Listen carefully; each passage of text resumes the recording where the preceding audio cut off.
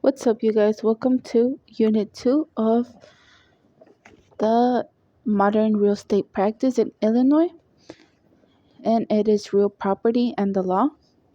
So let's start. The overview is real estate is a market like any other. Real property is the product, and the real estate professional is the salesperson. Product knowledge is the key to success. The real estate professional needs to know enough about the product to be able to educate and guide clients and customers. Here, you will learn about the fundamental principles of the product that is at the heart of every real estate transaction. Land, real estate, and real property. On the memory tip, it says land equals no improvement. Real estate equals land with improvement, and real property is land with improvement plus rights.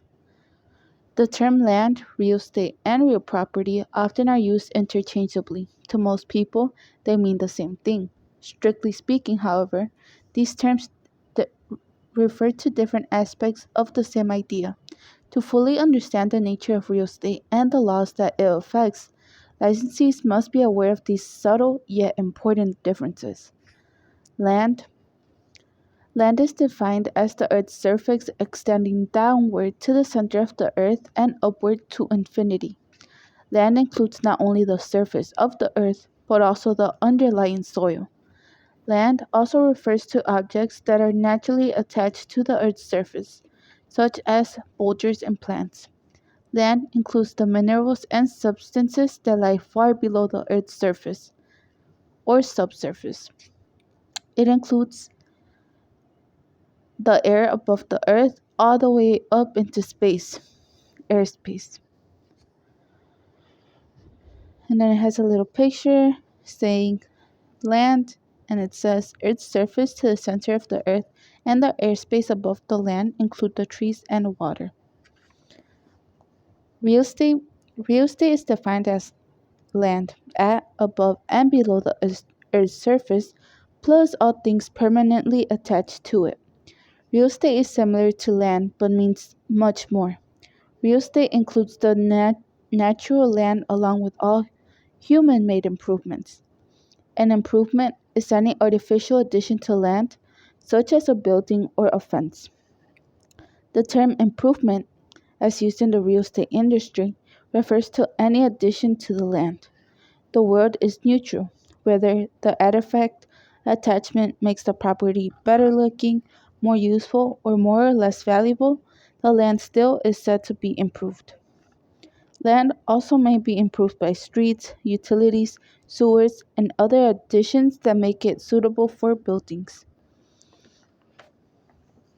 Real property. The term real property is the broadest of all. It includes both land and real estate. Real property is the interests, benefits, and rights that are automatically included in the ownership of land and real estate. Real property includes the surface, subsurface, airspace, any improvements, and a bundle of legal rights. The legal rights of ownership that attach to ownership of a parcel of real estate. And appurtenance is anything tangible or intangible associated with the property, although not necessarily a direct part of it.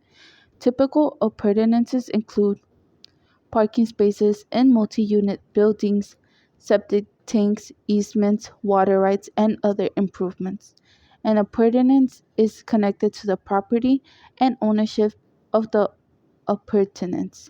Normally transfers to the new owner when the property is sold. Subsurface and surface rights. The right to use the surface of the earth is called subsurface rights.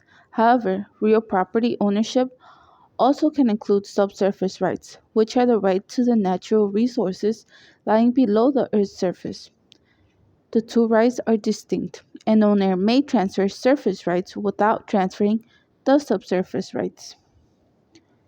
Air rights.